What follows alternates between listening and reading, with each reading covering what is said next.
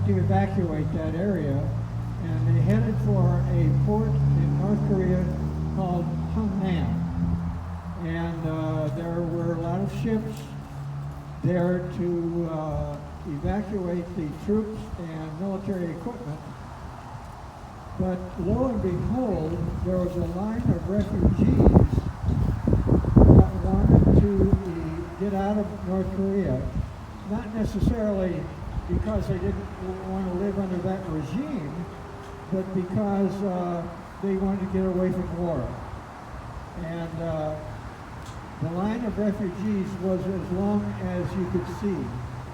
There was a ship called the Meredith Victory, and the captain of that ship was a gentleman by the name of Leonard LaRue, and it was brought to his attention that these refugees wanted to get out of North Korea, and would he allow them to board his ship?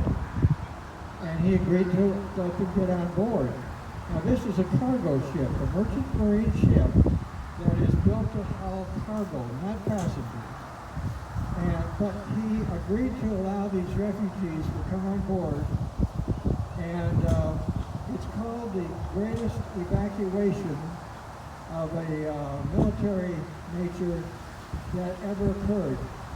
If you can imagine this, 14,000 refugees got on that ship, Meredith Victory, and how they got 14,000 people on that ship, nobody knows, but they did. I don't know who counted them. I'm sure that's an approximation.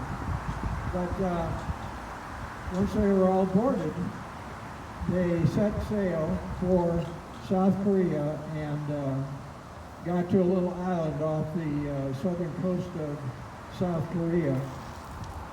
It was a 3-day voyage, and 5 babies were born during those 3 days. And as a matter of fact, I served as the national president of the KWVA 2016 to 2018. On one occasion at one of our meetings, we were taken to the Library of Congress, and this gentleman got up to speak to us. He was one of those babies that was born on that trip, which was amazing. He didn't speak any English, so he had to have an interpreter, but that was interesting. If you go to the internet and put in shipamericas.com, you'll see the whole story and a video of that. But it's an amazing story. The other thing I wanted to mention was this memorial. This memorial was, our chapter of Korean War veterans was formed in the year 2000. We had a membership, I think it was at one point in the low 90s.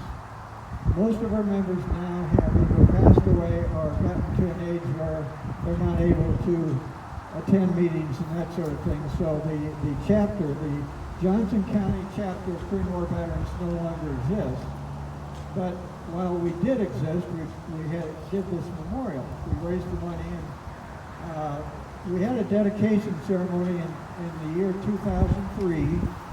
Sam Brownback, as I remember, who was senator at that time, gave the main speech at the dedication, at the groundbreaking ceremony.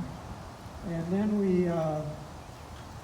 we had a dedication of the memorial itself in 2006, and General Myers, who had been the Joint Chiefs of Staff, retired at that time, gave the speech, and Dennis Moore, who was the representative from this area in the United States legislature, spoke. And that was, it was quite a ceremony. As a matter of fact, we closed the street off out here and set chairs up out there. This was basically the stage. And then the only thing left to do was put that statue on the memorial. And we went to, the statue cost $50,000. And we went to Johnson County Heritage Foundation and asked them if they would help with the statue, and they said, we'll give you $25,000 toward the statue if you can get the other $25,000. And we were able to do that. The statue itself was made by a Korean War veteran by the name of Charles Gosling. And he has other things around Johnson County. The entrance to Shawnee and Shawnee Mission Parkway, if you look over to the side, there's some covered wagons and that sort of thing. Charles Gosling did those. I remember we went over to Charles Gosling's house one time. Apparently, I don't know anything about building statues, but I think they build them out of clay first. And then they take that statue built out of clay and take it to a foundry and have it bronze. But Charles had us come into his garage where the statue was standing there, all built out of clay, and each one of the Korean War veterans, he allowed them to take a handful of that clay and put it on the statue itself. So where we put that clay is part of that statue. And then we dedicated the statue in 2009. And then in 2013, if you'll notice on these panels, Kansas has 3 Medal of Honor recipients from the Korean War. And in 2013, a gentleman by the name of Emil Kapan, who was a Catholic priest, received the Medal of Honor, and we had a ceremony on Veterans Day to dedicate that panel to him.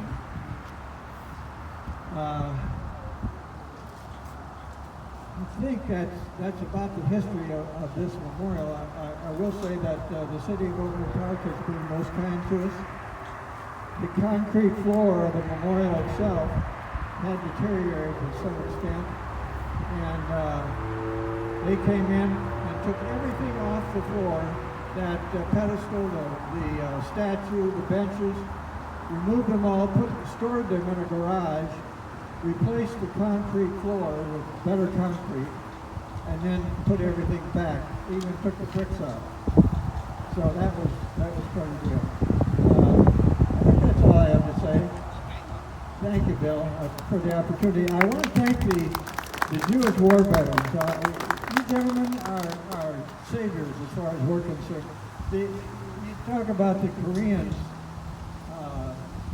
and how supportive they are.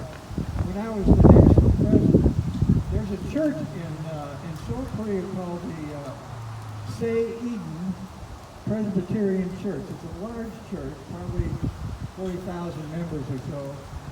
They invited me and several others back to Korea, paid for the whole trip, put us up in a 5-star hotel, and gave us a tour of various military installations in South Korea. It was quite impressive. And for my wife and I, and there were probably, I would say, 25 other people, family members of people who had been killed in Korea.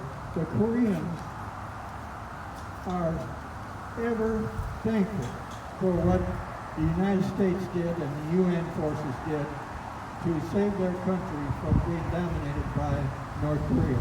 Thank you.